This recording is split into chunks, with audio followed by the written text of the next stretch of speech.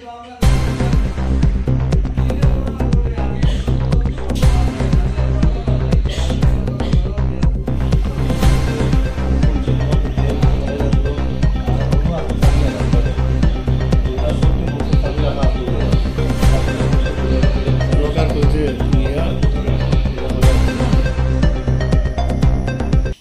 রহিম, সুরাইবাড়ি গ্রাম পঞ্চায়েতের 1 নম্বর ওয়ার্ড।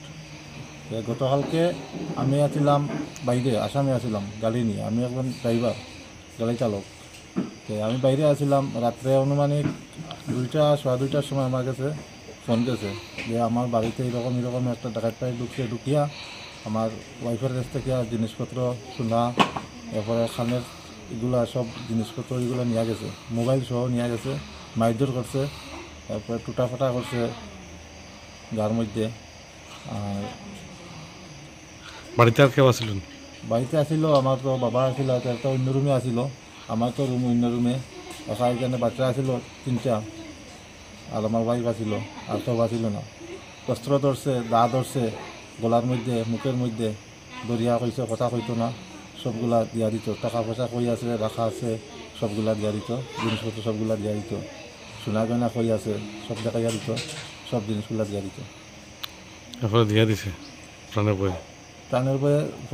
প্রাণের বয়ে সব কিছু দিয়া দিছে। আনুমানিক কত টাকার ক্ষয়ক্ষতি হয়েছে? প্রায় আনুমানিক 2.5 লক্ষ টাকা। পুলিশ কল করছিলেন? পুলিশ কল করছিলাম, পুলিশ আইসে রাত্রে ইনকোয়ারি করে দেখিয়া গেছে পেট্রোলিং পার্টি। তারা কইছে সকালে আইব, আবার পরে দেখিয়া সকালে তারা আইবাইয়া দেখিয়া ঘরে আইসে, তারা আবার পরে দেখিয়া লেখাপড়া করিয়া সব কিছু ডকুমেন্ট দেখিয়া লেখে দেখিয়া ইনকোয়ারি করিয়া পুলিশ গেছে। এখন আপনি কি চান? এখন আমি চাই তো পুলিশ ডাকাত পার্টিতে ধরিয়া উচিত বিচার চাই। আমার নাম রাহুল বেগম। তারা হামাইছে নিয়ে আমি বুঝতে পারছি না, আমার মারতে বিভিন্ন জায়গায় করছেন, আমি বুঝছি না। টাকা পয়সা শোনা যায় না, দাগ আলাদা হয়েছে মুখের আগে, টাকা পয়সা করছেন দেওয়ার লাগি, সব কিছু দেওয়া হয়েছে।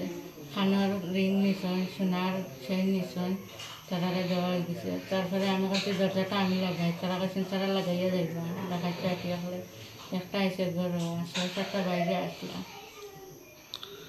আপনার দাও দিয়ে কি দাদি বিভিন্ন জায়গার টুকাইছে, মানে দেখার মতো না। কেমন সোনা গয়না নিছে? সোনা 2.5 ভরি নিছে। কোন ঘরে কয়জন ঢুকছিল? ঘরে একজন ঢুকছে, বাইরে আসলা 6জন। তারাই কইতে আছে এটা? তার হ্যাঁ হইতেছে। লোকটা দেখতে কিরকম? মুখটা তো আমি যাচ্ছি না, খারাপ কাপড় দিয়ে মুখটা দেখানো। এখন আপনি কি চান? এখন আমি বিচার চাই, বুঝতে পারছি।